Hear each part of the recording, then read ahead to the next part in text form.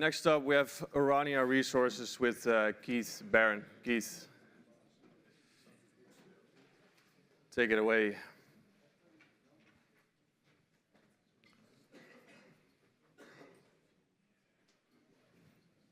Just put this here. Okay. You got your little clicker over there. Okay.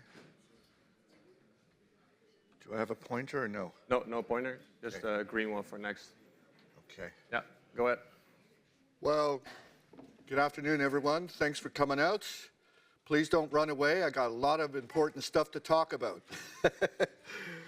Okay, so I'm going to show you how you're going to make real money in gold and other things, and quick, which is what most of you are interested in. Not waiting for the next cycle or waiting for 36,000 gold or whatever. My project is down in Ecuador. That's not my main project. I've been working there on this one property for 8 years now. It's 208,000 hectares. There's a good reason why I'm there, and I'm going to go pretty fast through this. My last company was called Aurania Resources. I founded it in 2001 privately. I funded it out of my pocket, my own pocket, until 2003, and took it public on the TSX-V in June of 2003.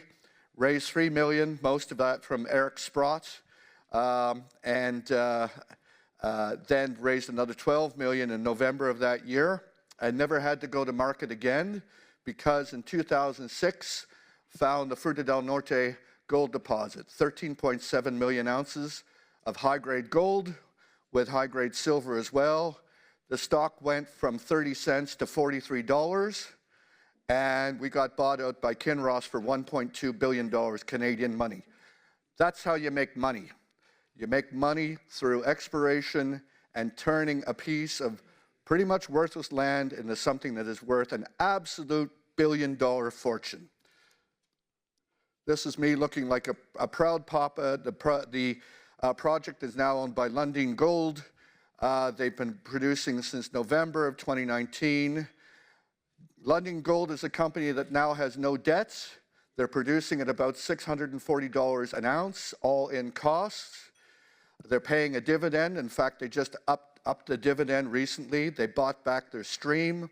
Their current market capitalization is $7.57 billion Canadian, and they are producing 2.5% of the GDP of the country of Ecuador.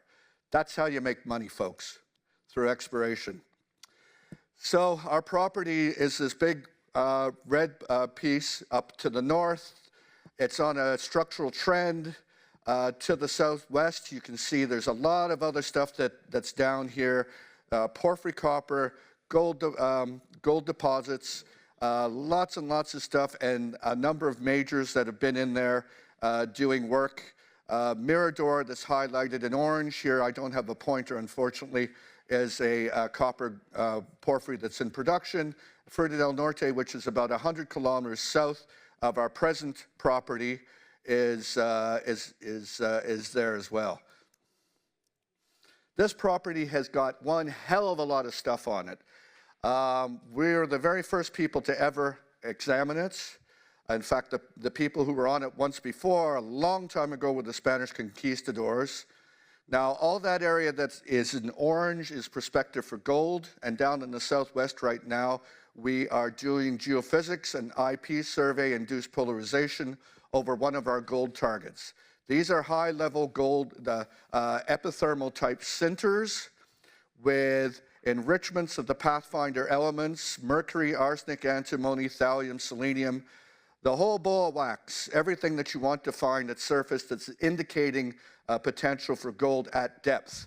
Fruta del Norte had almost no gold on the surface, but it had scads and scads of arsenic and antimony and mercury on the surface, and that's how we found the thing. The light blue stuff contains a very, very interesting and unique for Ecuador copper, silver, and sediment deposits. We have 4 copper porphyries on this property. You look at this property and you think, my God, these guys have got everything. We're looking for a major to come in potentially as a partner with us. We've been talking with a lot of people, but for now, the main focus, and because the market is not behaving the way it should be, we're concentrating on something that has road access and wait and see. Maybe even place your bets now, because I'll tell you, if we go ahead and we drill, and we're going to be drilling first quarter of next year on that gold anomaly, if it has any sniffs that look like Fruta del Norte, it's going to go bananas again. And it certainly went bananas before. It went from 30 cents to $4 in one day. By the end of the week, it was at $16. This project, this thing here, this is the copper, silver, and sediments. You can see the grade. This is like Kamoa-Kakula that Friedland has in the DRC.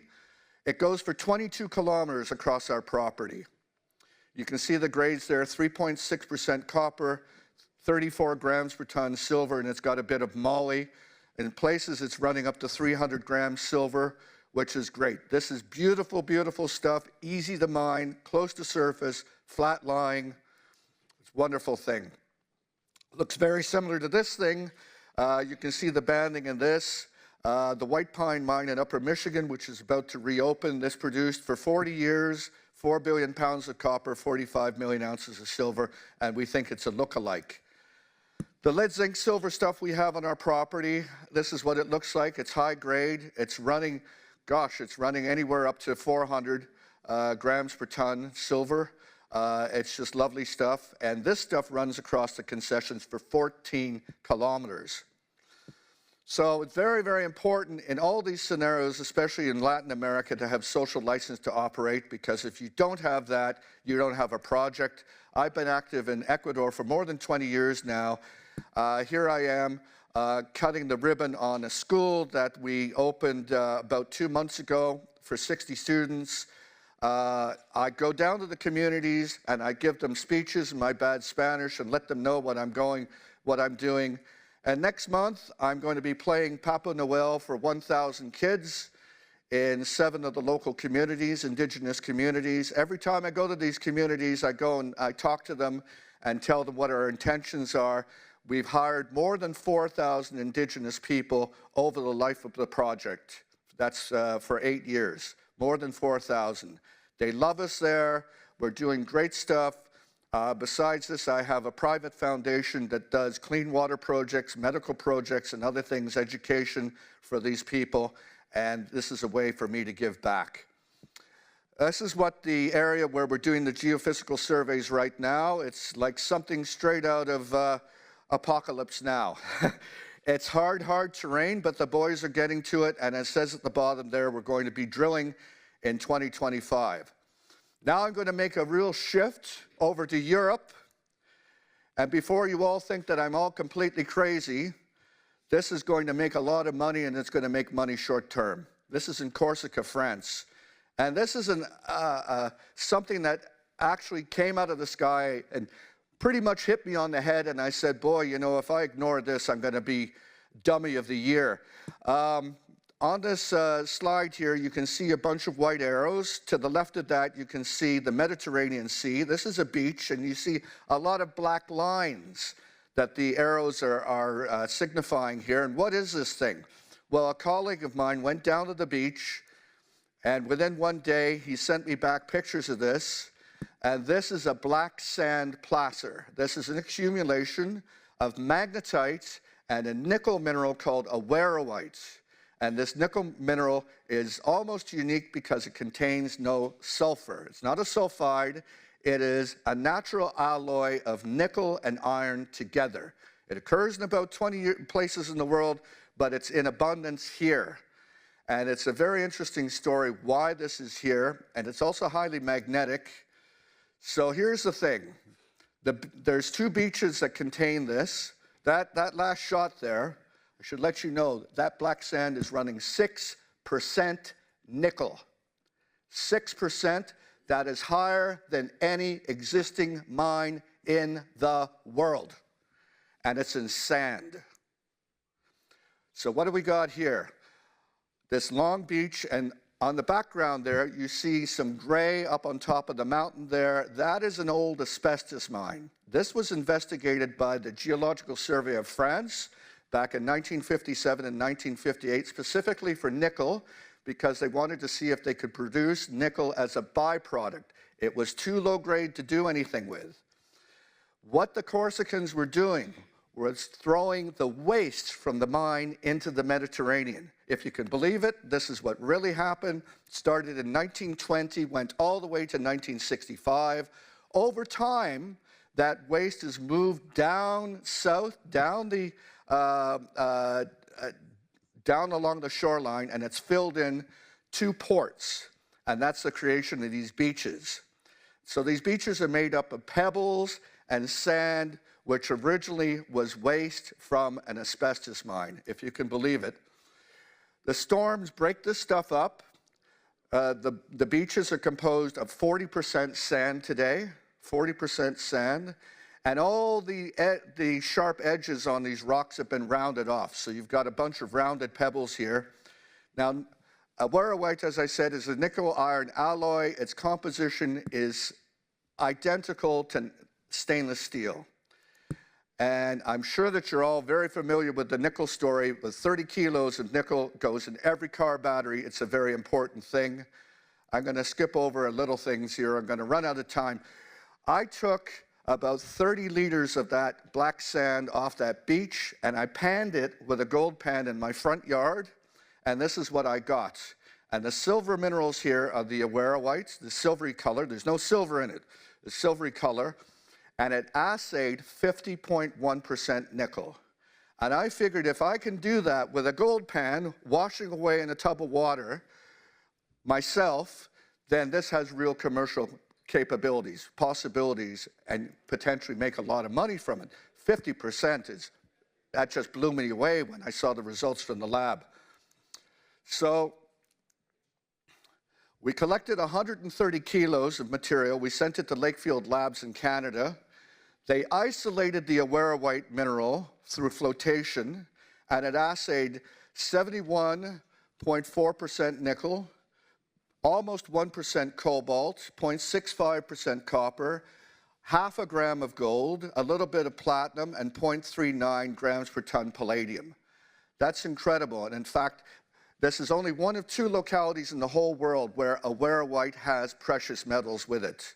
We've already done some work, and we know that the precious metals can be extracted, and all the other metals, we're doing hydrometallurgy right now, and next week we're going to be synthesizing some crystals of pure nickel sulfate, battery grade nickel sulfate, which could be used for the EV business. And it's very, very simple. The capex on this thing is 13 million euros. The OPEX per year is 10 million euros, and the life of mine will be 10 years. And I know this is being recorded, so I'm not going to tell you how much money it's going to make, but it's going to make a hell of a lot. I own 43% of this company. I am very much aligned with the shareholders. I do not take a salary like everybody else does. And I'm a real believer in this, and this is going to make a lot of money. All you got to do is take the sand, screen it down, take the stuff smaller than 1 millimeter, and then run it through a plant and extract the magnetic material. In addition, we spent a half a day taking a couple of rare earth magnets, throwing them over the side of a boat, and seeing what's on the bottom. And up to 600 meters away from these beaches, we're getting magnetic sand, which is running up to 6% nickel. This is a magnet, electromagnet, that's produced here in Duisburg. It's being used in the Baltic Sea to remove ordnance from World War II, but is the absolute perfect thing for us to lower to the seabed to collect this stuff off the seabed. You can pick up to 2 tons. You can just turn off the electricity and drop it into a barge, and there you have your product.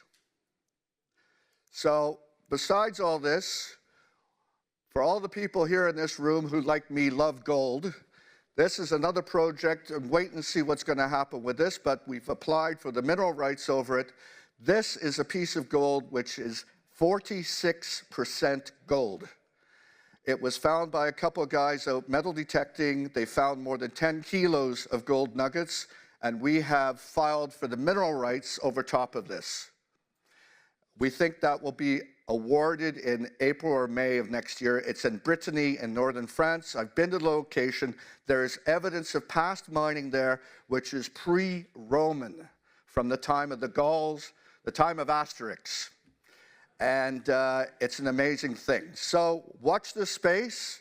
A lot of news is going to be coming your way, and thank you very much.